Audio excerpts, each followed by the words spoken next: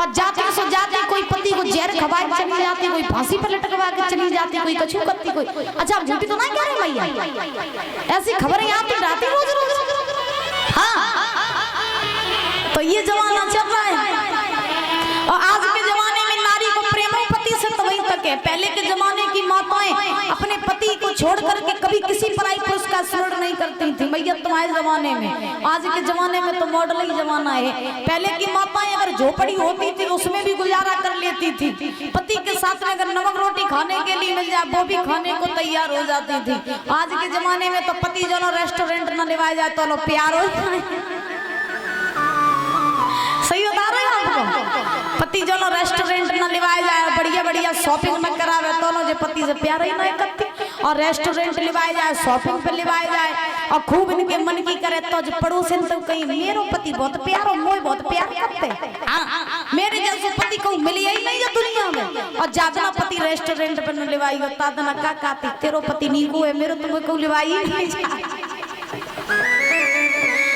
ऐसा जमाना है भैया। अब क्या ही बताएं, कलयुग की जो महिमा है बड़ी विचित्र है। अच्छा पति पत्नी जो होते वो गाड़ी के पहिए की तरह होते हैं दादा, याद रखना। पति पत्नी जो होते हैं वो गाड़ी के पहिए की तरह होते हैं। कैसे पता? एक पति महाराज अब गाड़ी का पहिया पंचर कर दो, गाड़ी को एक पहिया पंचर कर दो और तुमसे कह दी जाए पंचर गाड़ी को तुम्हें टावा पहुंचा दे तो पहुंचा दो।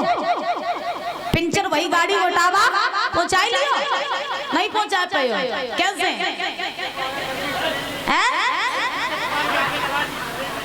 किने उतार और फिर पीछे वाला टायर हो जाइए और टायर हो गई ना तो नहीं, मतलब बाई चांस के लिए अगर हो ही ना तो फिर क्या करोगे? स्टपनी हो गई ना। हम उदाहरण के तौर पे आपको बता रहे हैं, अगर बाई चांस गाड़ी का पहिया पंचर कर दो जा तो उसे कह दी जाए टावा पहुंचाए दो, जब कोई साधन ना हो और तुमसे कह दी जाए टावा पहुंचा दो तो तुम नहीं पहुंचा पाओगे। वैसे ही घर गृहस्थी होती है। घर में अगर पति अच्छा है और पत्नी अच्छी नहीं है तो घर कभी स्वर्ग नहीं बन सकता है, और पत्नी अच्छी है पति अच्छा नहीं है तो भी घर कभी स्वर्ग नहीं बन सकता है। याद रखना। आज के जमाने में तुम्हारा पत्नी जा रही हिंदुस्तान तो पति जा रहा पाकिस्तान। समझ में ही नहीं आते कि तालमेल कहाँ है, समझ में ही नहीं आते कि पति पत्नी में तालमेल मिलते भी है या नहीं, मिलते ही नहीं है महाराज।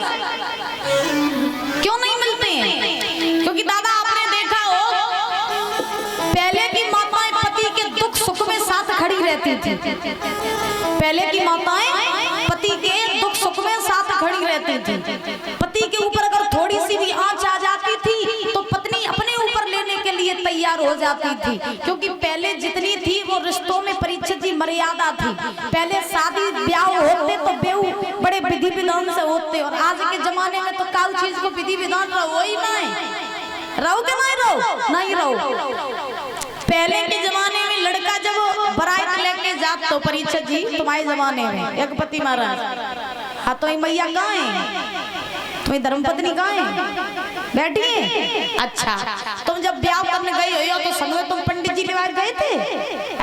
हाँ पहले जब लोग बारात लेकर के जाते थे तो पहले बारातों के साथ जाते थे पंडित जी, और जब पंडित जी जाते थे तो विवाह पढ़ते थे, घंटों के हिसाब से विवाह पढ़ा जाता था कि नहीं? मंत्रों के द्वारा यज्ञ हवन करवाए जाते थे, विधि विधान के साथ में विवाह करवाए जाते थे। और आज के जमाने में महाराज एक लोग और बढ़ गए, कौन से? कैमरा वाले। आज के जमाने में कैमरा वाले बढ़ गए। कैसे? लड़का जाइए बारात लेके, पंडित जी जाइए, एक कैमरा वालों जाइए। तो महाराज पंडित जी जरूरी और कैमरा वालों जरूरी। तो जब दोनों पंडित जी और कैमरा वाले जब दोनों पहुंच जाते तो पंडित जी जब ब्याह पढ़वे बैठ जाते तो लड़का को बाप पंडित जी तक कहा पंडित जी तुम 2000 रुपया एक्स्ट्रा ले लो, लेकिन जहाँ आध घंटा को काम 10 मिनट में ही निपटाई दे।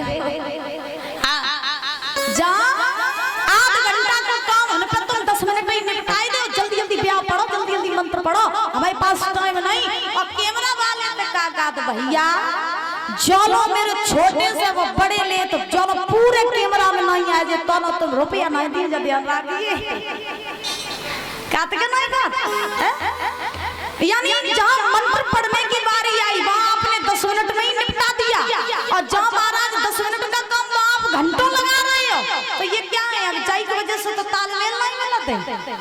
हाँ इसीलिए तो शादी होती नहीं है कि महाराज 1 साल बाद 2 साल बाद तलाक होते जा रहे हैं आज के जमाने में। ऐसा ही चल रहा है सिस्टम। कहीं पत्नी छोड़ के चली जाती, कहीं पति छोड़ देता है, कहीं कुछ हो रहा, कहीं कुछ हो रहा है। ये सिस्टम चल रहा है महाराज।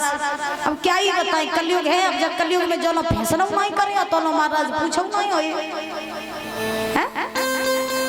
अब कौन सा जगह भैया सब कुआं में गिरे तो काम हो कुआं में गिरी तो सबका कहते कि कोई बात नहीं है, जमानो है, जमाने के हिसाब से तो चलना ही पड़ेगा। तो परीक्षित जी जो है वो अपनी पत्नी नवलदेव से बड़ा प्रेम करते हैं। पति पत्नी का संबंध भी होना चाहिए। पत्नी का धर्म है अपने पति के दुख सुख में साथ रहे और पति का धर्म है अपनी पत्नी के दुख सुख में साथ रहे। भैया एक समय की बात परीक्षित जी ने नवलदेव से कहा, नवलदेव बोले हाँ आज मेरा मन है कि हम जंगल में शिकार खेलने के लिए जाना चाहते हैं। नवलदेव बोली जाना चाहते हो तो चले जाओ। तो आज महाराज परीक्षित जी जो है उन्होंने घोड़ा तैयार करवाया और घोड़ा पर सवार होकर के महाराज आज हाथ में तलवार को लेकर के परीक्षित जी जो है वो जंगल के लिए चले। और जब जंगल के लिए चले तो कैसे जा रहे हैं